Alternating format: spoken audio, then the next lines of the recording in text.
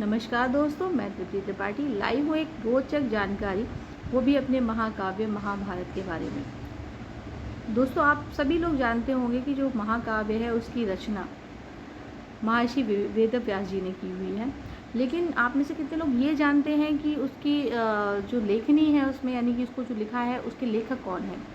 तो वो मैं आपको बताऊंगी एक इंटरेस्टिंग कहानी के साथ में। बने रहिए मेरे साथ।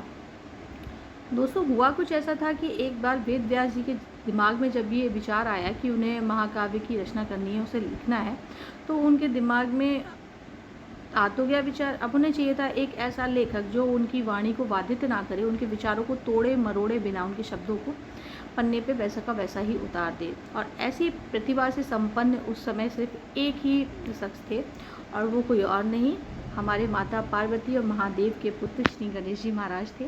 तो वेद व्यास जी उनके पास जाते हैं, उनसे आग्रह करते हैं, प्रभु आप मेरी जो मेरा ग्रंथ है, जो मेरा वचन, जो मेरे शब्द हैं, उन्हें पन्नों पे उतारने में, एक काव्य की रचना करने में मेरी मदद करेंगे। तो गणेश जी हो गए तैयार, पर उन्होंने उनके सामने रख दी दो शर्तें। शर्तें कुछ इस प्रकार थी। गणपति महाराज ने कहा, मैं तभी तक लिखूंगा जब तक आप बोलेंगे, यानी कि जहाँ आप रुके वहीं मैं लिखना बंद कर दूंगा।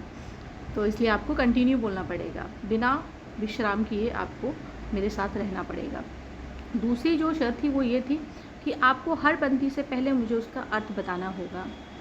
महर्षि भी गणपति महाराज से प्रभावित हुए और उन्होंने हाँ किया। दोनों लेके बैठ गए महाग्रंथ की रचना करने, और ये रचना बताया जाता है 3 वर्षों में हुई। अब इन 3 वर्षों में ना तो गणपति महाराज ने महर्षि को रोका, ना टोका, और ना ही उनके शब्दों को बाधित किया, और महर्षि ने भी इस बीच में कोई भी ब्रेक नहीं लिया। ऐसी ही रोचक जानकारी के लिए बने रहिए मेरे साथ में। मेरे चैनल को लाइक कीजिए, सब्सक्राइब कीजिए। Thank you so much.